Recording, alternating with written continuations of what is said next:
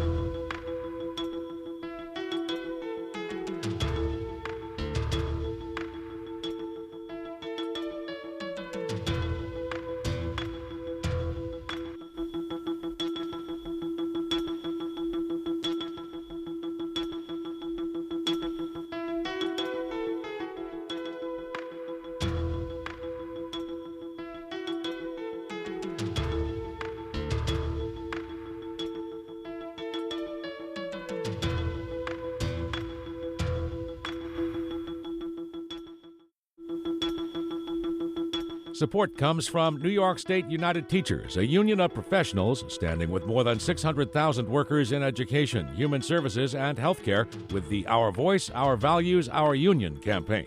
And United University Professions, representing 37,000 academic and professional employees at SUNY campuses and teaching hospitals across New York State. Frederick E. Cole, President. UUPinfo.org.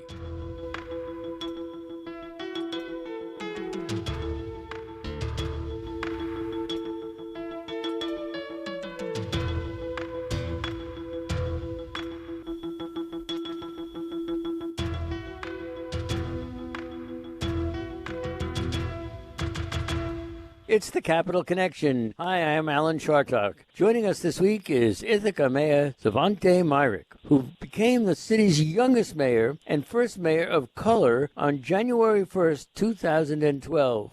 Welcome, Mayor. Thank you so much. Thanks for having me. Great to be here. How would you describe yourself, Mayor, in terms of your politics? In other words, somebody once asked me, what are your politics? Well, I think, I think I'm quite progressive, but I'm very pragmatic. I mean, I think, look, I've said this before, that I think there are three political parties in America. There are Democrats, there are Republicans, and then there are mayors. That we can walk into the job with a certain ideology, but we just have to get the job done.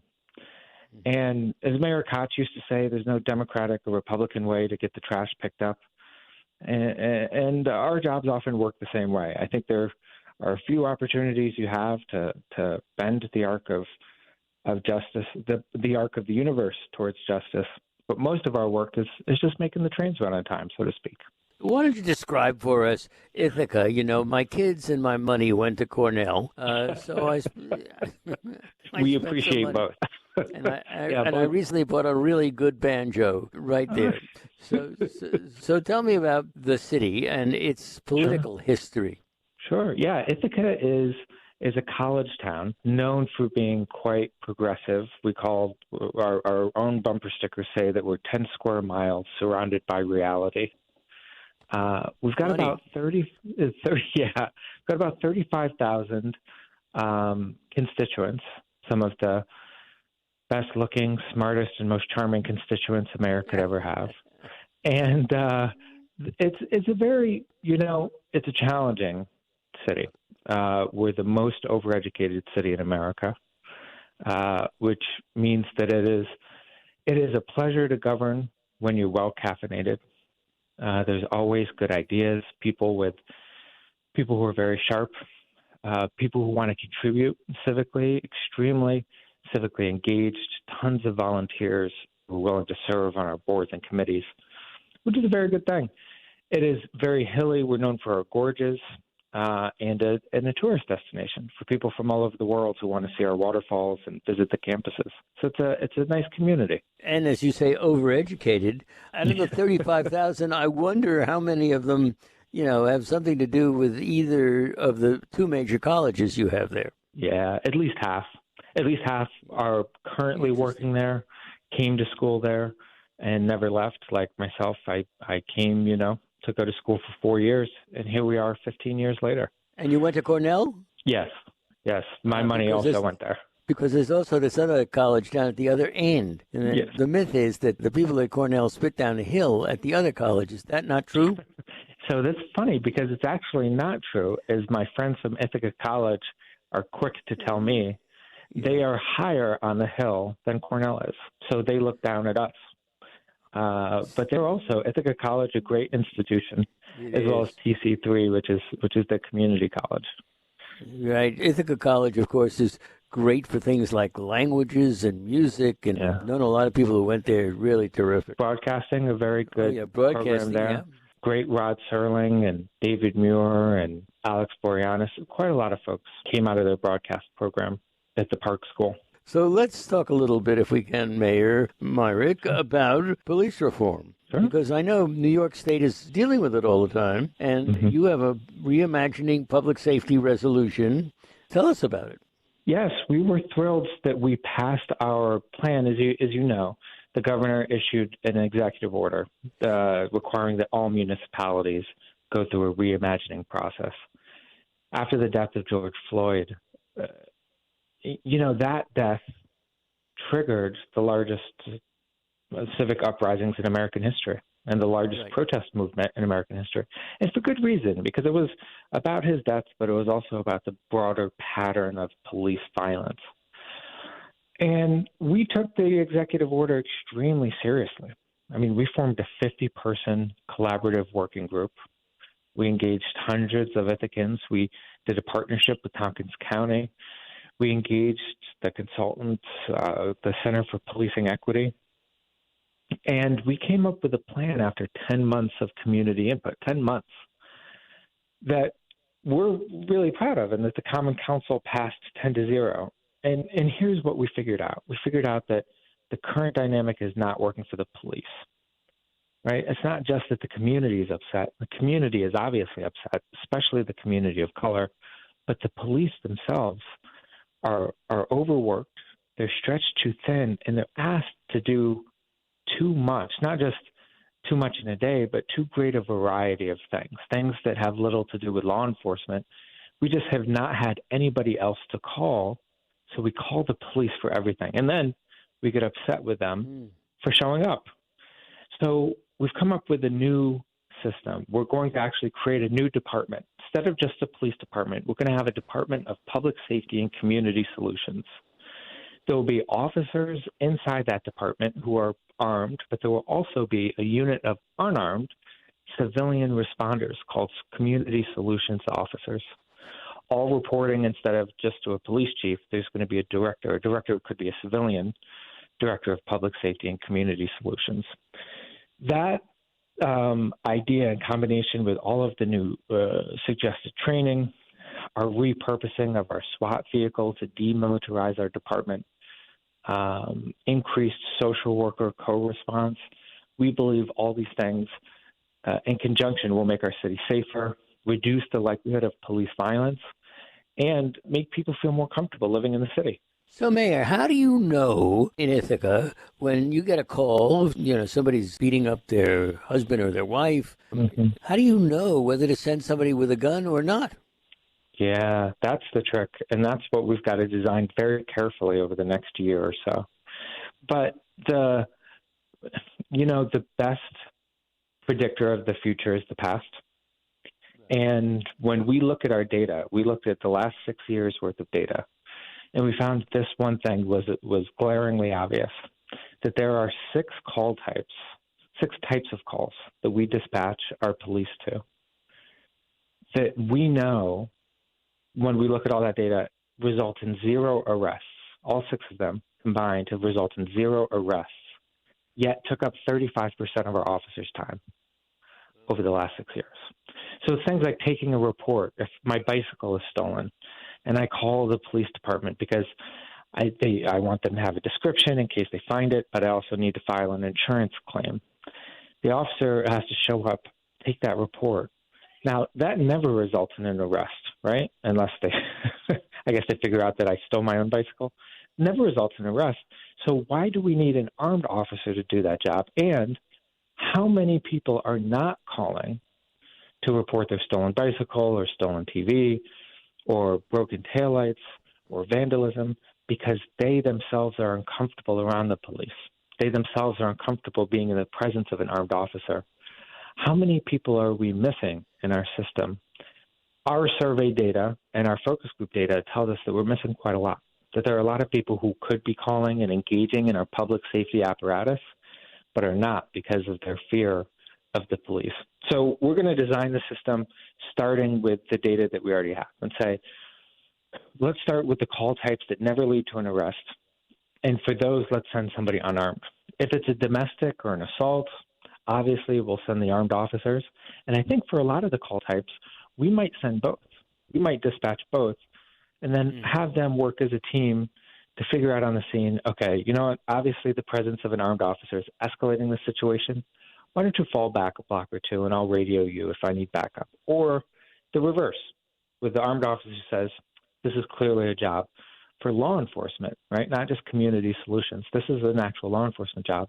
Let me engage with this while you go take some of the other calls. And in this way, I think we're going to end up with faster response times, right? And this is where I think this solution differentiates itself from the defund, idea. And as as I was telling you earlier, I believe myself to be pretty progressive, but I'm pragmatic. I think, people want to feel safe. And most folks, they fell into defund or not defund because there was just not enough other creative ideas. But most people, they know the answer is not more police or less police. They know they want different and better. Let's talk about that for a second. It seems to me, I've studied police for a long time. I worked for the New York City Police Department for a while. The question is, recruitment seems to me to be so important. Have you guys checked in on that issue? Sure, yeah. In fact, we're a bit ahead of the curve here, and I think it's why our police department, I'm really proud of the work our police department does. So 6 years ago, we started doing psychological screening, pre-screening for our applicants. We asked them, combined with polygraph tests, why they truly want to be police officers, what they hope to accomplish on the job. And you'd be amazed at who you're able to screen out that would otherwise make it through and get hired onto the force. In some years, we're screening out 75% of the applicants who would have otherwise been hired, the people who passed the written test, they passed the interview, they passed the physical test. But we find out that they rate really high on levels of interpersonal aggression. How do you find that out, Svante? The interviews with the psychologist, just psychological screenings. And when you do that, you can find people who are motivated to protect and serve, not people who are motivated to intimidate and to dominate. And that makes all the difference because there are a lot of people out there who would be great at this job, who think that the job is not for them because it's been militarized, especially over the last 7 years. It's become acknowledged in mainstream culture how police violence disproportionately affects people of color. For people of color, this has been known to be true for generations. And there are a lot of people who would be great at this job but are worried about joining the profession right now. It's part of why we want to create this new department in Ithaca as a signal that says, if you want to come do a good job for good pay and good benefits, you want to walk around your own community, you want to serve, there's a way to do that and to move past the current bad political climate that surrounds careers in law enforcement, to be part of like a groundbreaking new approach to public safety. We want to hire people who are interested in that. Now, Svante, you, of course, are a man of color. We have heard one story after another about driving while black, walking while black, running while black. Have you personally ever experienced that from police? Oh, yeah, sure. Yeah,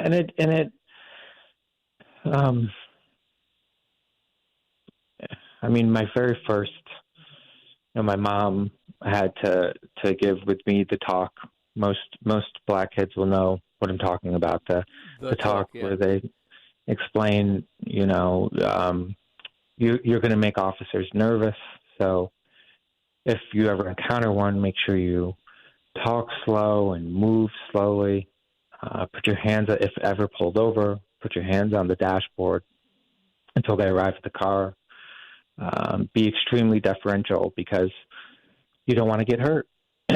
And there's all the stories in your family of uncles, and your father and your grandpa and everybody who's had one experience after another. And sure enough, Alan, it starts at a certain age. For me, it was about 17, a late bloomer, I suppose.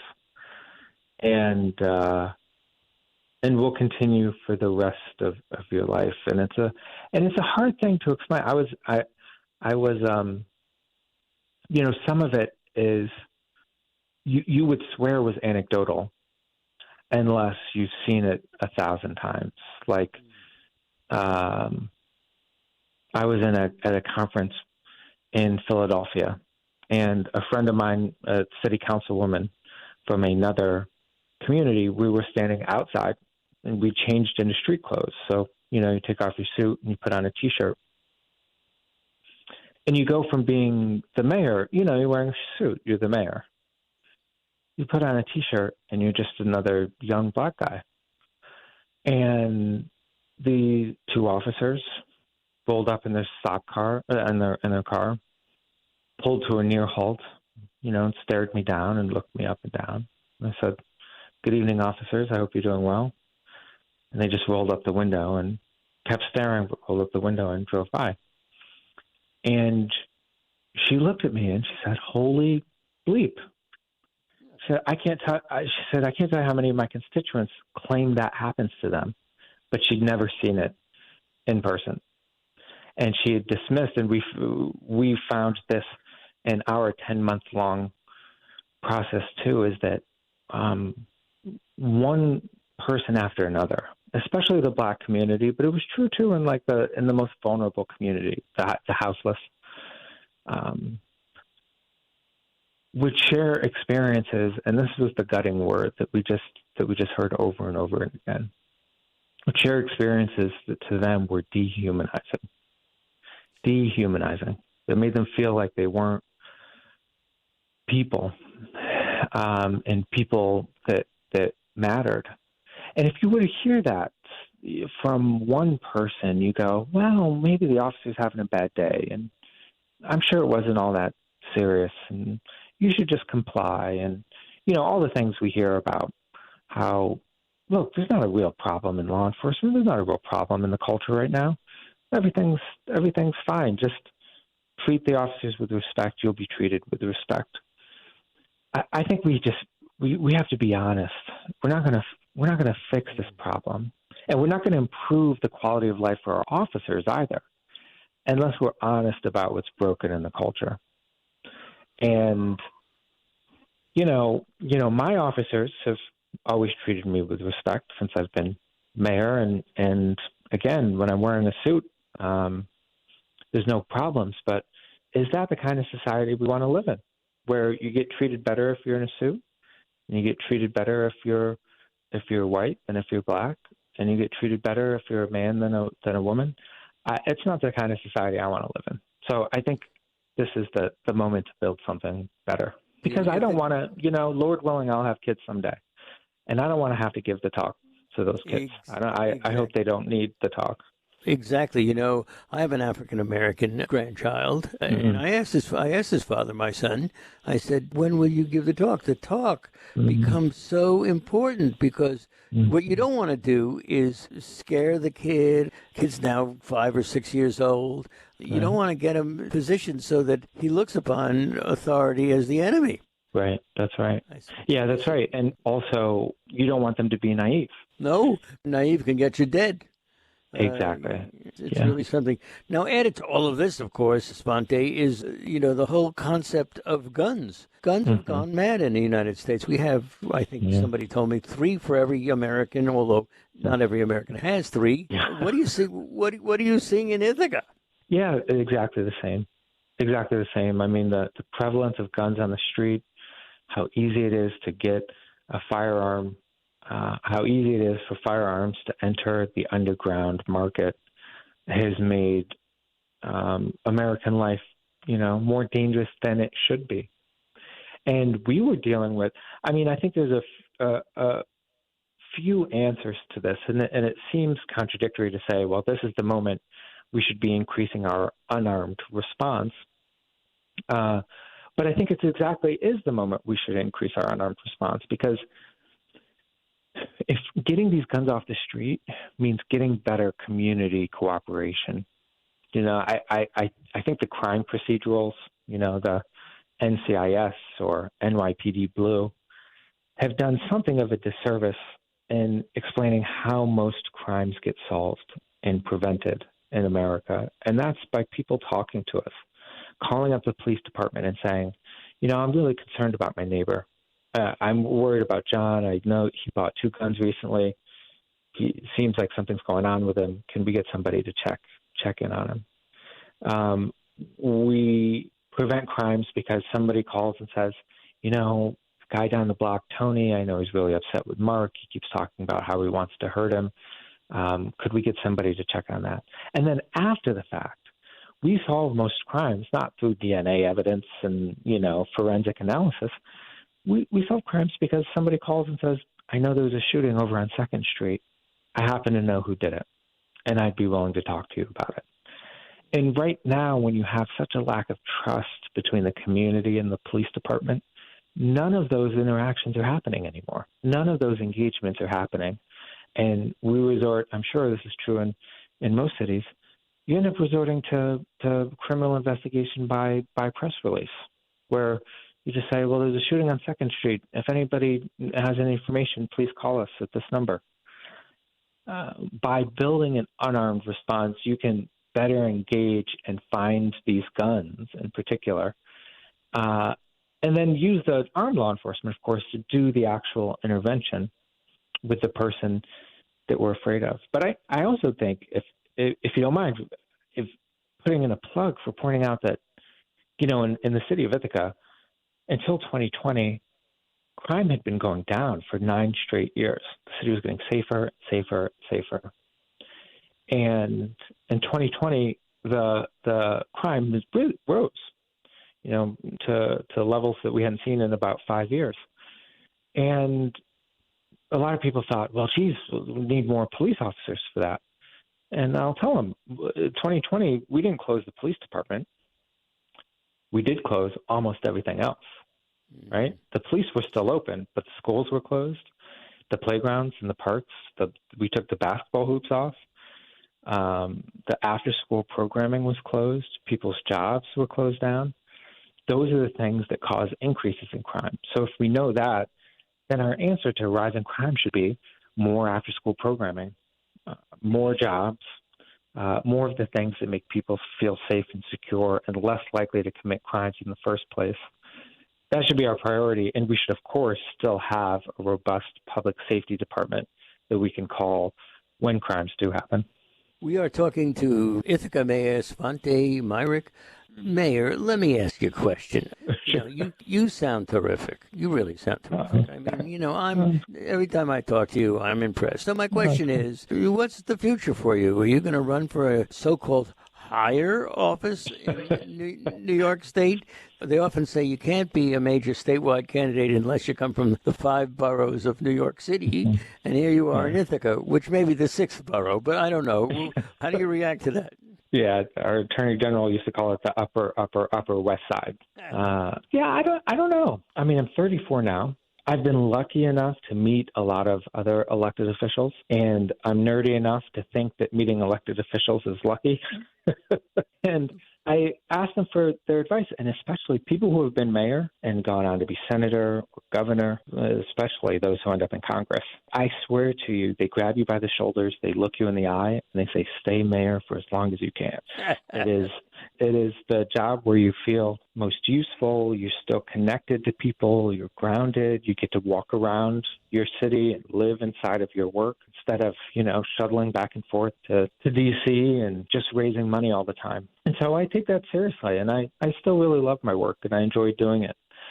Would I run for something else? Sure, but I don't have any designs at the moment. Let me ask you this. New York's going to lose a congressional seat because of 89 census votes. Wow. 89. Wow. Think about that. One apartment building didn't open the door. That's the end. Seriously. And we lose a congressional seat. How will that affect you? How will it affect mayors across New York? Yeah. Honestly, I think we'll be losing our congressman here in Ithaca. I think that's the seat that they'll take away. New York having less representation in Congress is not a good thing for our state, and I think it's not a good thing for the country. I mean, certainly we should have found 90 people. My God, we couldn't find 90 more people somewhere. But the fact of the matter is that the way that Congress is set up anyway, especially the Senate, these small states have a disproportionate amount of power. I mean, Wyoming has as many senators as New York State with fewer people than Buffalo, right? There's fewer people in Wyoming than live in the city of Buffalo alone. Means that we are pay more into the federal system than we get back. Our infrastructure is underinvested in.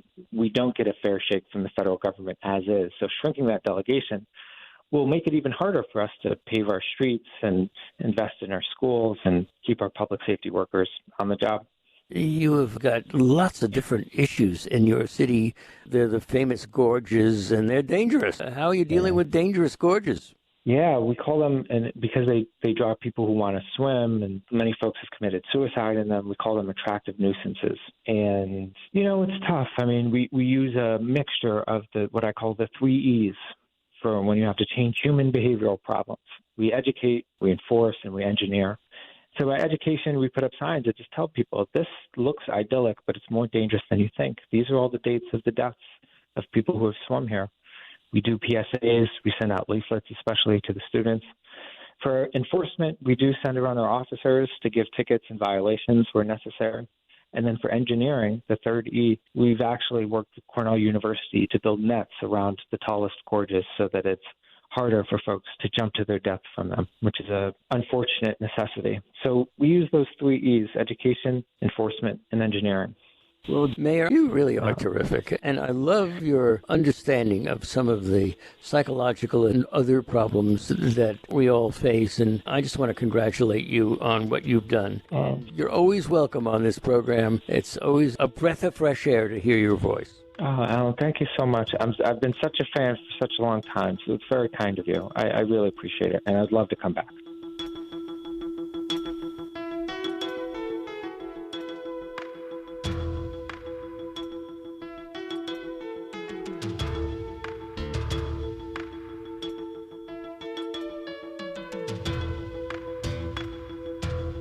Support comes from New York State United Teachers, a union of professionals standing with more than 600,000 workers in education, human services, and healthcare with the Our Voice, Our Values, Our Union campaign.